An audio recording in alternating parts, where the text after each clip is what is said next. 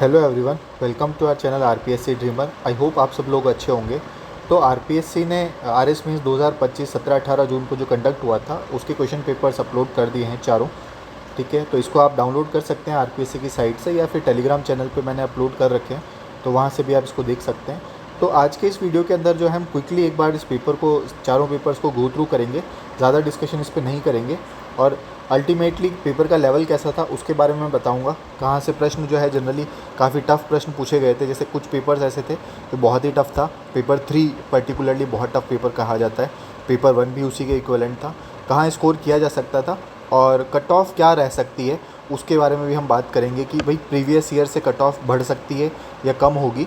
इसके सारे relevant facts को हम स्टडी करेंगे। ठीक है, और फिर सब्सिक्वेंट वीडियोज़ जो आगे वाले वीडियोज़ आएंगे मेरे, वहाँ पर मैं इंडिविजुअली हर एक पेपर के अंदर जो हर एक सब्जेक्ट है उसके ऊपर अपन डिस्कस करेंगे कि पेपर के अंदर कहाँ से प्रश्न पूछे गए, उसका क्या सॉल्यूशन हो सकता है, वो हम सब्सिक्वेंट लेक्चर्स के अंदर देखेंगे। तो स्टार्ट करते हैं। पेपर 1 जो था, पेपर 1 में सबसे पहला प्रश्न जैसे चरणदासी संप्रदाय, संत संप्रदाय का एक प्रश्न पूछा गया। फिर ये जो है मध्यकाल की जो प्रशासनिक व्यवस्था है वहाँ से पूछा गया राजस्थान की, तो ये मैंने आपको यहाँ पे डिस्कस करवाया था। मध्यकालीन राजस्थान में जागीरदारी प्रथा है, यहाँ से प्रश्न पूछा गया था। हाथ का कुरब, ये प्रश्न पूछा गया था। उसके अलावा किसने फर्स्ट 5 ईयर प्लान बनाया था और क्या ग्रोथ मॉडल पे ये बेस था। ठीक है, हैरोल्ड कुछ नाम से था। अहमदिया मूवमेंट, सूफी मूवमेंट से रिलेटेड जो प्रश्न था ये पूछा गया था आपसे। उसके अलावा थर्मिडोरियन रिएक्शन क्या थी, तो थर्मिडोरियन रिएक्शन मैंने आपको टेलीग्राम चैनल पे अपने नोट सेंड किए थे, वहाँ पे था ये थर्मिडोरियन रिएक्शन। देखिए, रॉबस्पियर की डेथ से लेके डायरेक्टरी रूल स्थापित होने के बीच का जो काल था उसको कहा जाता है। सम्राट यंत्र के बारे में पूछा गया था। यूनेस्को, राजस्थान की यूनेस्को वर्ल्ड हेरिटेज साइट्स का प्रश्न था ये। उसके अलावा चंडावल इंसिडेंट के बारे में पूछा गया था। ज़्यादा इन्फॉर्मेशन इसके अंदर नहीं थी। ठीक है, बहुत बच्चों को इसमें जो है दिक्कत आई है। पंचरात्रा क्या होती है, ये भी एक बहुत ही अनकन्वेंशनल सवाल था। ठीक है, बहुतों को नहीं समझ में आया वही सवाल। मुग़ल आर्किटेक्चर पे जो इंडिजीनियस इम्पैक्ट है वो क्या था, तो वही ये सवाल जो है आर्ट एंड कल्चर से रिलेटेड था और ये डूएबल था, सवाल आप कर सकते थे। ठीक है, उसके अलावा टेक्सटाइल इंडस्ट्री का कैसे विकास हुआ है इंडस्ट्रियल रिवॉल्यूशन के अंदर, तो ये देखिए, ये यहाँ पे मैंने नोट्स के अंदर शेयर कर रखा था। टेक्सटाइल इंडस्ट्री में John Hargreaves, James Hargreaves, Richard Arkwright, Edmund Cartwright, ठीक है, सैमुअल क्रॉम्पटन, इन सब लोगों ने कुछ कुछ आविष्कार किए थे, तो उसके ऊपर लिखना था आपको ये प्रश्न। तो अगर आपने ये नोट्स पढ़े होते तो शायद आपका हो जाता। और वो टेक्सटाइल के बारे में वैसे आपने जो है कई सारे नोट्स में देखा भी होगा, तो ये सवाल किया गया होगा आप लोगों के द्वारा। दूसरा सवाल था जो 10 नंबर का प्रश्न था, वो था मिडाइवल राजस्थान का जो रेवेन्यू सिस्टम है उसके बारे में था। तो इसके लिए देखिए, मैंने राजस्व व्यवस्था जो है इसके 2 लेक्चर्स ऐड किए थे, तो वहाँ से प्रश्न पूछा गया था। और मैंने अपने जो स्ट्रेटजी वीडियोस थी उसके अंदर भी बताया था कि मध्यकालीन राजस्थान की जो प्रशासनिक और राजस्व व्यवस्था है ये इंपॉर्टेंट है और इस बार शायद इसके जो सवाल है पूछने की प्रोबेबिलिटी ज़्यादा है। तो देखिए, वहीं से प्रश्न पूछा गया। टोटल 12 मार्क्स का जो है प्रशासनिक एवं राजस्व व्यवस्था से प्रश्न पूछे गए हैं आपके। ठीक है, अगला प्रश्न पूछा गया था 6th सेंचुरी बीसी में जो और निर्गुण भक्ति मूवमेंट जो था मिडाइवल इंडिया का, इसमें वर्ण व्यवस्था और जो एविल्स थे इसके बीच में क्या समानताएं थी उसके बारे में बात करनी थी। सिर्फ समानताओं की ही बात करनी थी इसके अंदर। ठीक है, अच्छा एनालिटिकल सवाल था। ठीक है, कंटेंट की कमी आपको मिली होगी। ठीक है, तो कई बार इसमें डिफ़िकल्टी आई होगी इस सवाल के अंदर। अगला, महात्मा गांधी किस प्रकार से रेलेवेंट थे 3 जनरेशन्स, जो 3 डिकेड्स थी उनमें जनरेशन्स के लिए। ठीक है, उसको एग्जाम्पल के साथ समझाइए। तो आप तीनों को बता सकते थे, non cooperation movement, civil disobedience movement and quit India movement. ठीक है, तीनों के एस्पेक्ट में आप इसको समझा सकते थे। ठीक है, तो ये डुएबल सवाल था। अगला, OPM played a major role in, जो साम्राज्यवादी शोषण था चाइना का, उसमें ओपीएम जो था, अफीम थी, इसने महत्वपूर्ण भूमिका निभाई थी, इसके बारे में था। एनालिटिकल प्रश्न था, तो कई इस प्रश्न में आपको दिक्कत आई होगी क्योंकि ओपीएम वॉर्स के बारे में आपने शायद ही पढ़ा हो। ठीक है, और जिन्होंने पढ़ा है उनके लिए ये जो सवाल है वो डुएबल रहा होगा, किंतु जो मेजर पोर्शन था वो डुएबल नहीं था। ठीक है, तो हिस्ट्री के लिए ओवरऑल मैं ये कह सकता हूँ कि हिस्ट्री का जो पेपर था वो काफ़ी टफ था। ठीक है, मॉडरेट टू टफ कह सकते हैं इसको। कुछ सवाल आप छोटे जो सवाल थे वो आप कर सकते थे, किंतु जो बड़े सवाल थे उसको करने के लिए आपको एनालिटिकल स्किल्स की ज़रूरत थी और आपको कंटेंट भी चाहिए था, और कंटेंट मोस्टली जो बच्चों के पास इतना था नहीं। ठीक है, अगला, नमो ड्रोन दीदी योजना, इसके बारे में प्रश्न पूछा गया। एक्सपोर्ट प्रिपेयर्डनेस इंडेक्स, ठीक है, यूरिया गोल्ड का क्या पर्पस था इंट्रोड्यूस करने के लिए। एमएसएमईज़ के बारे में देखिए, एमएसएमईज़ हॉट टॉपिक रहता है हमेशा से, तो इस बार भी प्रश्न पूछे गए आपसे। पर कैपिटा इनकम में वो सीक्वेंस बताना था, तो इकोनॉमिक सर्वे के अंदर ही डाटा था। क्लाउड, मेघराज के बारे में आपको बताना था, जीआई क्लाउड जो है। ट्रेड्स क्या है एमएसएमईज़ के अंदर, ये पूछा गया आपसे प्रश्न। फिर social sector viability gap funding क्या होती है, ठीक है। नेशनल ग्रीन हाइड्रोजन मिशन क्या था, डुएबल सवाल था ये, ठीक है। अटल टिंकरिंग लैब काफ़ी टाइम से चल रही आ रही इंपॉर्टेंट स्कीम है सेंट्रल गवर्नमेंट की, तो ये भी होने लायक सवाल था आपका। अब यूनियन बजट से 2 सवाल पूछे गए, न्यूक्लियर एनर्जी पे प्रश्न पूछा गया और उसके साथ साथ आपका एमएसएमईज़ पे पूछा गया। तो जिन्होंने बजट पढ़ के गए हैं और रिलेवेंट हर एक सेक्शन के रिलेवेंट पोर्शंस को पढ़ के गए हैं तो आप ये सवाल कर सकते थे, ठीक है। और मैंने आपको स्ट्रेटजी वीडियोज़ में बताया था कि इको सर्वे और यूनियन बजट, इन दोनों से आपके जो है ज़्यादातर जो टास्क है आपका पूरा हो सकता है। अगला प्रश्न पूछा गया राजस्थान रिफाइनरी के ऊपर, कंटेंट की कमी यहाँ पे देखने को मिली, 3 4 5 लाइन आप भर सकते थे, लेकिन उसके बाद आपको चीज़ें शायद याद रिकॉल करने में दिक्कत आई होगी। तो इकोनॉमिक्स का जो है वो मॉडरेट पेपर कहा जा सकता है। इसके अंदर आप थोड़ा बहुत स्कोर, ज़्यादा नहीं लेकिन थोड़ा बहुत स्कोर कर सकते थे। 15 to 20 मार्क्स का स्कोर यहाँ पे आप एवरेज स्कोरिंग यहाँ पे रहेगी। जो 3 सेक्शंस थे, सेक्युलराइजेशन ऑफ कास्ट, सोशियोलॉजी का जो पेपर था, सेक्युलराइजेशन ऑफ कास्ट ड्यूएबल था, सेपरेटिस्ट कम्युनलिज्म आप नहीं कर पाते। सोशल कल्चरल एजिंग जो है एनालिटिकल सवाल था, अगर उसमें आपका जो अप्रोच है वो सही रहेगी तो आपको कुछ मार्क्स मिल सकते हैं। रीइंफोर्समेंट थ्योरी ड्यूएबल सवाल था। ग्लोबलाइजेशन ऑफ एथनिसिटी नहीं कर सकते थे आप। Mention the role of caste in Indian politics, आप इसको कर सकते थे, ठीक है। ट्राइबल वेलफेयर के लिए इनिशिएटिव्स, ये भी आप कर सकते थे। तो सोशियोलॉजी का पेपर जो है इजी टू मॉडरेट था, बट इसकी स्कोरिंग टफ रहती है, तो आप जो है एवरेज 6 to 10 मार्क्स जो है या 8 मार्क्स जो है यहाँ पे मान सकते हैं। कैप्टिव प्रोडक्ट प्राइसिंग क्या होती है, जनरली नहीं सुनी होगी ये टर्म। सोशल लूफिंग क्या होता है, ये आपने पढ़ा होगा, ठीक है। मतलब जब ग्रुप में काम करता है तो उसकी एफिशिएंसी कम हो जाती है। उसके अलावा हॉट मनी क्या होता है, इसके बारे में भी पढ़ा होगा, डुएबल सवाल था। आयुष के बारे में, आयुर्वेद, योगा, यूनानी सिद्धा, होम्योपैथी से रिलेटेड सवाल था। सीड फंडिंग क्या होती है, ये प्रश्न भी आप कर सकते थे, ठीक है। 4 कॉन्फ्लिक्ट स्टिमुलेशन टेक्निक्स, अगर आपने कॉन्फ्लिक्ट मैनेजमेंट के अंदर डिटेल में पढ़ा है तो यहाँ पे ये प्रश्न हो सकता था, अदरवाइज़ फ्री है, डुएबल नहीं था आपके लिए। और फाइनेंशियल डेरिवेटिव्स क्या होते हैं और various types of financial derivatives, तो जो मैनेजमेंट का टॉपिक था वो मॉडरेट टू टफ था, ठीक है। तो हो सकता है आप में से कई लोगों ने कर लिया हो, बट इतना स्कोरिंग नहीं था ये। 4 to 5 मार्क्स एवरेज मार्किंग इसमें रहेगी। अगला आता है गवर्नमेंट ऑडिट के 2 ऑब्जेक्ट्स, डुएबल था। बेसिक एलिमेंट्स कौन कौन से हैं, परफॉर्मेंस बजट के पब्लिक सेक्टर से रिलेटेड, ठीक सवाल था। डबल एंट्री सिस्टम के जो डिफरेंट स्ट्रेटजीज है, डुएबल था। ये न्यूमेरिकल था, अगर आप कॉमर्स बैकग्राउंड के तो शायद हो सकता था, बाकी ये सवाल जनरली टिपिकल होते हैं। 4 approaches of social accounting notes के अंदर रहता है ये, ठीक है। फिर से ये नोट्स वाला सवाल था। फिर से ये देखिए, ये जो प्रश्न था इसमें आपको पूरा रेशियो एनालिसिस का सवाल था। तो कई बार अपन न्यूमेरिकल्स की भी गलती कर लेते हैं, और ठीक है, फॉर्मूलेज आपको कितने याद हैं उस चीज़ पे डिपेंड करेगा, लेकिन जनरली फॉर्मूलेज याद नहीं रह पाते हैं अपने को, ठीक है। अगला प्रश्न था ट्रायल बैलेंस से रिलेटेड, जो कंक्लूसिव, क्या ट्रायल बैलेंस एक कंक्लूसिव प्रूफ है बुक्स ऑफ अकाउंट्स के लिए, तो नहीं है। और क्या क्या एरर्स इसमें बच जाते हैं तो उसके बारे में आपको लिखना था, ठीक है। तो ओवरऑल जो पेपर 1 था उसमें मेरा ये एनालिसिस है कि पेपर 1 का जो था आपका वो मॉडरेट टू टफ की कैटेगरी में इसको डाला जा सकता है। और इसमें जो एवरेज मार्किंग रहेगी आपकी 50 to 55 मार्क्स आपके एवरेज रहेंगे। इससे ऊपर आप जो है जनरली सेफ कैटेगरी में आप जा सकते हैं, ठीक है। तो ये मेरा एक एनालिसिस है पेपर 1 का। टफ़ था, पिछली बार की कंपैरिजन से भी टफ़ था, ठीक है, क्योंकि पिछली बार आप में से जिन्होंने आर्ट एंड कल्चर पढ़ के गए थे उनका स्कोर ठीक रहा है, हो सकता है जब आप कॉपीज़ देखेंगे, बट फिर भी आप ये मान के चलिए कि आपका 45 to 55 जो है एवरेज स्कोर आपके इसके अंदर रहेगा, ठीक है। इकोनॉमिक्स भी टफ़ थी, ठीक है, और बाकी जो छोटे सब्जेक्ट्स थे उसमें स्कोर नहीं आता है। हिस्ट्री भी कंपैरेटिवली पिछली वाले से टफ़ थी, ठीक है। पेपर 2 के अंदर अगर हम बात करें तो सबसे ज़्यादा धोखा जो है, पेपर 2 स्कोरिंग कहा जाता है, लेकिन इस बार सबसे ज़्यादा धोखा पेपर 2 ने दिया है, ठीक है। साइंस, एथिक्स और ज्योग्राफी जो है आपकी वो डुएबल थी। अदरवाइज़ जो आपके 2 सब्जेक्ट्स थे, एथिक्स और साइंस एंड टेक, ये टफ आए थे। जैसे सम्यक चरित्र, चलिए आप ये कर सकते थे। My station and my in its duty, और दुख निरोध मार्ग, वर्च्यू किस प्रकार से एक माध्यम है उसके बारे में बताना था। मोरल डिटर्मिनेशन, नैतिक नियतिवाद क्या होता है उसको स्पष्ट करना था। एडमिनिस्ट्रेटिव ऑब्जेक्टिविटी किस प्रकार से नेसेसरी है सत्यनिष्ठा के लिए, ठीक है, वो ज़रूरी एक प्रश्न पूछा गया था आपसे। फॉर्मल एजुकेशन और सोशल इंक्लूजन कौन सा ज़्यादा इंपॉर्टेंट है।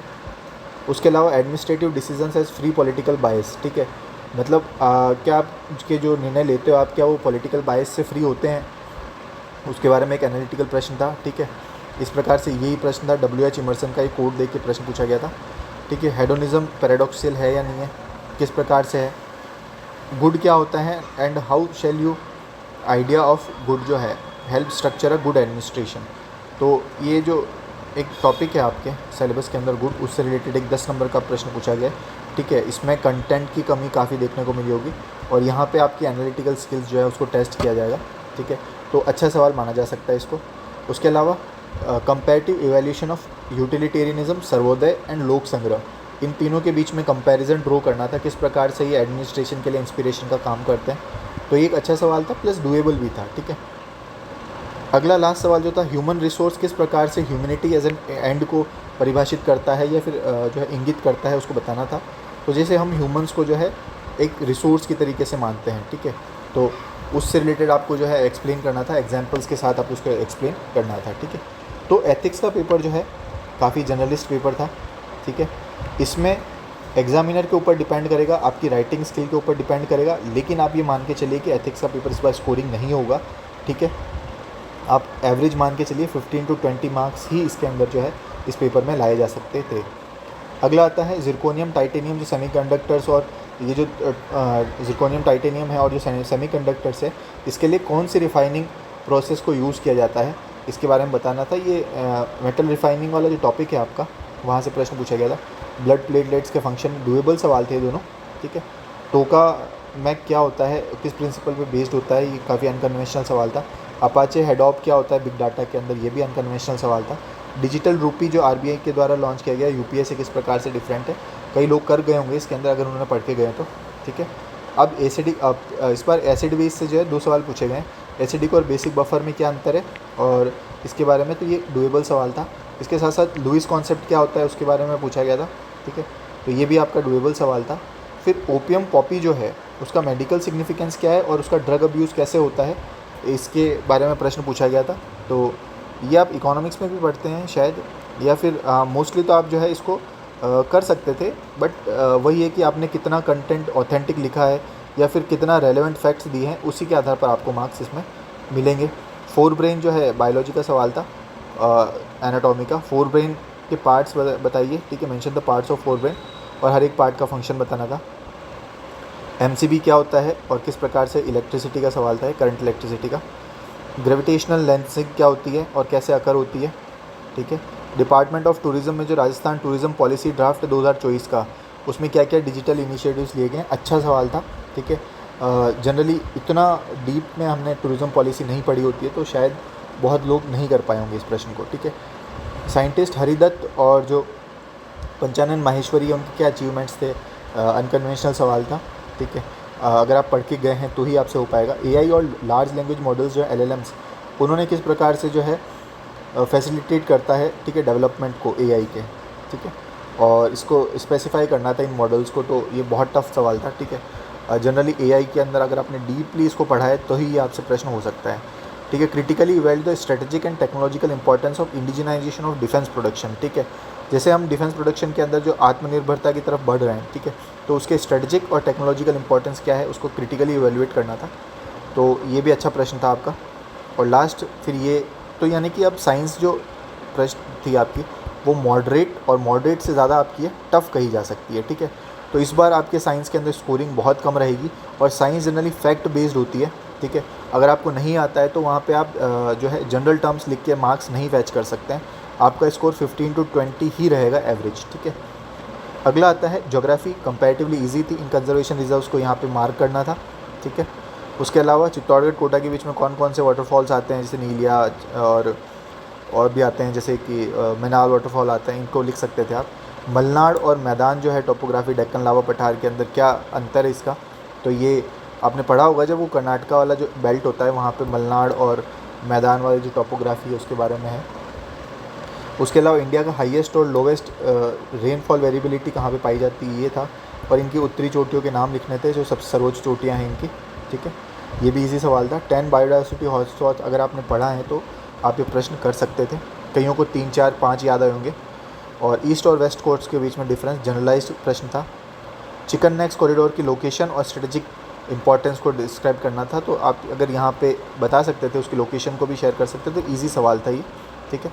सेक्रेड ग्रूव्स राजस्थान के अंदर, जिनको ओरण कहा जाता है, ओरण बचाओ आंदोलन भी चल रहा है, ठीक है, काफ़ी न्यूज़ में रहता है ये, तो वहाँ से प्रश्न आपका पूछा गया था, ठीक है। यहाँ के जो हमारे लोक देवता हैं, संत संप्रदाय है, महापुरुष हैं, गोगा जी हो गए, रामदेव जी हो गए, देवनारायण जी हो गए, ये यहीं पे निवास करते थे, ठीक है। इनकी जो है इन्होंने जो अपने दिए हैं वो सारे के सारे ही जो कंपाइलेशन भी यहीं पे हुआ है, ठीक है। तो इनका एक अपना महत्व है, ठीक है। बिश्नोई संप्रदाय जो है हमारा, वो भी इसको संरक्षण में काफ़ी ज़्यादा योगदान देता है। तो इस प्रकार से आपको यहाँ पे लिखना था, ठीक है। इंटीग्रेटेड क्लीन एनर्जी पॉलिसी मैंने आपके साथ शेयर करी थी, वो 10 पॉलिसीज़, तो उसी में से एक ही प्रश्न पूछा गया था, इंपॉर्टेंट था, इस बार प्रश्न पूछा गया है इससे, ठीक है। जियोपॉलिटिकल फैक्टर्स जो रशिया यूक्रेन स्ट्रगल को दिखा रहे हैं, तो आपको वही यूक्रेन और रशिया के बीच में कौन कौन से ऐसे एरियाज़ हैं जिस वजह से जो है रशिया यूक्रेन कॉन्फ्लिक्ट बढ़ रही है, नाटो का क्या रोल है, ये सब बताना था इसके अंदर, ठीक है। फिर अगला प्रश्न पूछा गया था आपसे कि भाई हिमालय और पेनिनसुलर रिवर्स के बारे में बताना था। अगला सहरिया ट्राइब्स के बारे में कंप्लीट इन्फॉर्मेशन चाहिए गई थी। तो आप ये देखिए कि ज्योग्राफी का पेपर जो था वो डुएबल था, आप इसको ईजी टू मॉडरेट की कैटेगरी में दे सकते हैं कंपेयर टू अदर पेपर्स, तो अदर जो आपने सब्जेक्ट्स हैं उसके अंदर। तो पेपर 2 जो था वो कंपैरेटिवली जो है ज्योग्राफी को छोड़ के टफ़ था, और ओवरऑल आपका पेपर जो है वो टफ़ की कैटेगरी में आएगा लास्ट ईयर के कंपैरिजन में। तो आपका स्कोर जो है वो 60 to 65 एट मैक्स रहेगा। एवरेज स्कोर जो है आपका, एवरेज स्कोर आपका 60 to 65 रहेगा। तो इससे ऊपर जो आप ला रहे हैं तो आप सेफ़ कैटेगरी में कहे जा सकते हैं, ठीक है। पेपर 3 जो है उसमें इस बार बहुत टफ आई थी, ठीक है। गोल्डन ट्रायंगल, चलिए डुएबल सवाल था। सीवीसी को कैसे हटाया जा सकता है, डुएबल सवाल था। बुलक कैपिटलिस्ट किस प्रकार से जो है इंटरमीडिएट कास्ट को के उत्थान में कार्य करते हैं, तो ये एक एनालिटिकल सवाल था। सूज कैनाल में इंडिया का क्या स्टैंड था, तो अगर किसी को हिस्टोरिकल पर्सपेक्टिव पता है सूज कैनाल का तो ही बता सकते हैं। सनी सेबेस्टियन करंट से प्रश्न पूछा गया था, ठीक है। We the people of India as a source काम करता है, तो उसके बारे में आपको बताना था और इसको इवेलुएट करना था। कौन कौन से मेजर प्रोविजन है जो कि टेरिटोरियल जुरिस्डिक्शन पार्लियामेंट का लिमिट करते हैं, तो सेंटर स्टेट रिलेशंस वाला जो टॉपिक है आपका, आर्टिकल 245 से लेके जो स्टार्ट होता है 263 तक वाला एडमिनिस्ट्रेटिव रिलेशंस, वहाँ से आपका ये प्रश्न होता है, ठीक है। ऑटोनोमस वुमेन मूवमेंट जो है, फीचर्स क्या कहते हैं, कुछ एग्जांपल्स वगैरह बताने थे, ठीक है। इसमें आप वो उनका भी नाम ले सकते थे जो अरुणा डे थी, अरुणा रॉय निखिल डे जो थे, इन्होंने मजदूर किसान संगठन किया था, तो महिलाओं की इसमें भूमिका काफ़ी थी। इस तरीके से कुछ आंदोलन जो है महिलाओं के वो बता सकते थे। चिपको आंदोलन भी जो है उसके बारे में भी थोड़ा बहुत बता सकते थे आप, महिलाओं ने त्याग दिया है। खेजड़ली मूवमेंट भी बता सकते थे, ठीक है।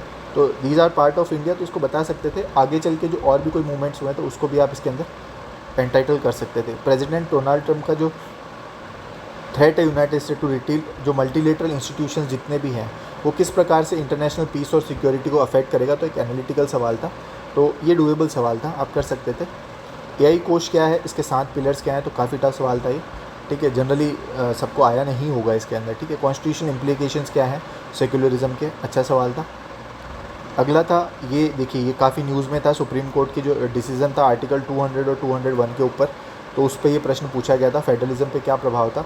तो जो करंट से रिलेटेड आर्टिकल जिन्होंने पढ़े होंगे उस सवाल को अच्छे से टैकल कर पाए होंगे। और क्या क्या चैलेंजेस हैं इसके इफेक्टिव इम्प्लीमेंटेशन में, पंचायती राज जो modification of provisions in the application to scheduled areas जो एक्ट है 1999 का, इसके क्या क्या चैलेंजेस वगैरह हैं। तो इसमें बहुत एनालिटिकल सवाल भी था, तो इसमें हो सकता है कि कई लोगों को दिक्कत इसमें आई होगी, ठीक है। मिनिस्ट्री ऑफ एक्सटर्नल अफेयर जो है वो मिनिस्टर के द्वारा लीड की जाती है, लेकिन प्राइम मिनिस्टर का बहुत इंपॉर्टेंट रोल होता है, तो इसके बारे में भी हमको बताना था कि भाई किस प्रकार से रहता है। तो हेड ऑफ़ द स्टेट रहता है हमारा, ठीक है। कहीं पर भी जाते हैं तो देश का प्रतिनिधित्व करता है, तो इस प्रकार से ही हमारी फॉरेन डिप्लोमेसी जो है, फॉरेन पॉलिसी को अफेक्ट करता है, तो इसको जो है एग्जाम्पल्स के साथ आपको समझाना था।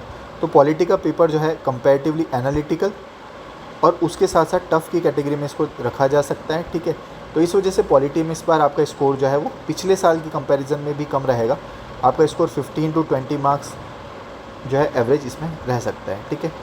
अगला आता है राजस्थान। इस बार पब्लिक एडमिनिस्ट्रेशन जो है पिछले साल के कंपैरिजन में टफ था, तो पब्लिक एडमिनिस्ट्रेशन के अंदर भी जो सवाल पूछे गए थे इस बार उनका लेवल अच्छा था। कंपैरेटिवली जो पिछले साल का पेपर है उससे काफ़ी टफ ही पूछे गए थे, जैसे ब्लॉक तहसील में क्या अंतर है, या फिर पंचायती और रेवेन्यू में जो सेकंड अपीलेट अथॉरिटी होती है वो किस प्रकार से अलग है, ठीक है। ऐसे पूछे गए थे। कंपैरेटिव पब्लिक एडमिनिस्ट्रेशन के 3 ट्रेंड्स FW रिक्स के द्वारा, ठीक है। रेस्ट जुडी का क्या होता है। तो ये टोटल मिला के जो आपका, अगर हम मैं बताऊँ कि जो पब्लिक एडमिनिस्ट्रेशन का जो टॉपिक था, सब्जेक्ट था, ये कंपैरेटिवली काफ़ी टफ था पिछले वाले से। तो आप इस पर एवरेज मान के चलिए कि 15 to 20 मार्क्स ही इसमें रहेंगे आपके, ठीक है। क्योंकि 10-10 नंबर के जो प्रश्न पूछे गए थे वो इस बार अच्छे प्रश्न थे, ठीक है। इस बार स्पोर्ट्स योगा हमेशा की तरह ही स्पोर्ट्स योगा इस बार भी टफ़ आया है, ठीक है। जो जनरली बहुत ही फैक्चुअल सवाल पूछे गए, तो इसमें भी वही मान के चलिए आप 2 to 3 marks, 4 marks at max आप यहाँ लेके आएंगे। फिर जो बिहेवियर का प्रश्न जो सवाल पूछे गए थे बिहेवियर के अंदर, वो भी काफ़ी टफ थे। जैसे लर्निंग और रिटेंशन में सीरियल पोजीशन इफेक्ट क्या होता है, ठीक है। लर्न हेल्पलेसनेस क्या होती है, ठीक है। स्ट्रेस रेजिस्टेंस पर्सनैलिटी, चलिए ये हो सकता था, एनसीईआरटी के अंदर दे रखा है। रिग्रेशन सब्लिमेशन क्या होता है, एनसीईआरटी के अंदर नहीं है ये। सोशल रीएडजस्टमेंट रेटिंग स्केल ये क्या होती है, ये भी नहीं समझा रखी है। कल्चरल और इमोशनल इंटेलिजेंस में किस प्रकार से डिफरेंस है, ठीक है। ये देखिए अब कुछ लोगों से हो गया होगा अगर उन्होंने बाइफरकेट करके पढ़ा है, अदरवाइज़ ये सवाल भी टफ़ की कैटेगरी में ही आता है। उसके अलावा मेजर इश्यूज़ क्या हैं पर्सनैलिटी असेसमेंट में, तो ये सवाल आप कर सकते थे। तो यानी कि हार्डली 7 to 8 मार्क्स का पेपर ऐसा था इसके अंदर जो किया जा सकता था, अदरवाइज़ आप उसको नहीं कर सकते थे। क्रॉप्स की डेफिनेशन क्या होती है, ये कर सकते थे। साइबर कैफ़े जो है अंडर द IT एक्ट, इसकी क्या डेफिनेशन है। फिर क्या प्रोविजंस है female live in relationship against domestic violence, उस पर प्रश्न पूछे गए थे। शेयर्ड हाउस होल्ड के बारे में पूछा गया था। ब्रांडेड स्वीट जो है injurious contents were found in the branded sweet on it's re examination, ठीक है, on it's examination can any person ask for this information. तो RTI एक्ट में ये आती है नहीं आती है, उसके बारे में पूछा गया आपसे, ठीक है। म्यूटेशन से रिलेटेड प्रोविजंस के बारे में, नामांतरण जो होता है उससे रिलेटेड प्रोविजंस पूछे गए थे। और पोजीशन के बारे में, उसके एलिमेंट्स के बारे में। तो ये भी जनरली जो है आपका 7 से 10 नंबर का पेपर ऐसा था जो आपसे किया जा सकता था अदरवाइज़। तो पेपर 3 जो है उसमें आपका जो एवरेज स्कोर रहेगा वो 45 to 50 के अराउंड रहेगा। काफ़ी टफ पेपर था ये, तो जनरली 45 to 50 के अराउंड ही बच्चे इसके अंदर स्कोर कर पाएंगे। पेपर 4 कंपैरेटिवली जो लास्ट ईयर था उसके इक्विवेलेंट था, ठीक है। इंग्लिश इस बार भी ग्रामर जो थी टफ आई थी, और बाकी मोस्टली चीज़ें जो है वैसी की वैसी रही थी जैसे लास्ट ईयर में रही थी। तो ओवरऑल अगर मैं आपको इसमें क्रक्स बताऊं, ठीक है, तो चारों पेपर के अंदर तो आप लास्ट ईयर जो 262 कट ऑफ गई थी उससे सिग्निफिकेंटली कम रहेगी इस बार कट ऑफ। और लगभग आप ये मान के चलिए कि कट ऑफ जो है वो 240 to 250 के बीच में जो है ये आपकी कट ऑफ क्या रह सकती है, फ्लोट कर सकती है, ठीक है। तो इसके बीच में आपकी कट ऑफ रह सकती है 240 to 250 के बीच में, ठीक है। और इस बीच में जनरली अगर आप अपने मार्क्स जो हैं थोड़ा कंजर्वेटिव तरीके से ही जो है इसको चेक कीजिएगा अपनी कॉपीज़ वगैरह, ठीक है। और बाकी इसके रिलेटेड जो हर एक सब्जेक्ट से रिलेटेड जो सॉल्व्ड पेपर्स है या फिर जो सॉल्व करेंगे हम सॉल्यूशंस आगे चल के कि किस प्रकार से उत्तर लिखना चाहिए था आपको, वो सब्सिक्वेंट वीडियोस के अंदर मैं आपको हर एक सब्जेक्ट वाइज वीडियोस बना के आपको बताऊंगा, ठीक है। तो तब तक के लिए आप रेस्ट कीजिए 1 या 2 दिन का, ठीक है। उसके बाद अपनी तैयारी को कंटिन्यू कीजिएगा, ठीक है। ब्रेक ज़्यादा लंबा आना नहीं चाहिए क्योंकि जो आपकी नेक्स्ट वैकेंसी है वो भी जल्दी आ ही सकती है, ठीक है। तो इस वजह से आप रेडी रहना, ठीक है। और तब तक के लिए आप लोग आराम कीजिए, ठीक है। और सब्सिक्वेंट लेक्चर्स के अंदर मैं आपको जो है और जो दूसरे एस्पेक्ट्स हैं हर एक सब्जेक्ट से रिलेटेड जो इन्फॉर्मेशन है वो आपको मैं शेयर करूँगा। और बाकी मेरा अनुमान ये है कि 240 to 250 के अराउंड ही कट ऑफ इस बार रहने वाली है, ठीक है, जिस प्रकार का ये पेपर था। और बाकी आप कट ऑफ से रिलेटेड ज़्यादा टेंशन ना लीजिए, ठीक है। और ये जो रिलेटेड इन्फॉर्मेशन आपको अगर कैसी लगी है तो आप मुझे जो है कमेंट सेक्शन में बता दीजिएगा। और भी आपके कोई भी डाउट रहता है तो कमेंट सेक्शन टेलीग्राम चैनल आपके लिए ओपन है, आप मुझे बता सकते हैं, ठीक है। और बाकी मेरे से आपको क्या पढ़ना है, जैसे मान लीजिए वर्ल्ड हिस्ट्री में कुछ बच्चों को दिक्कत आई है तो वो मुझे कमेंट सेक्शन या टेलीग्राम चैनल पर बता दीजिएगा, मैं उनको सॉल्व करूँगा। और सब्सिक्वेंट लेक्चर्स के अंदर जो है आपको वर्ल्ड हिस्ट्री और भी कोई टॉपिक्स ऐसे होंगे तो वो मैं पढ़ाने का प्रयास करूँगा, ठीक है। तब तक के लिए ऑल द बेस्ट, जय हिंद।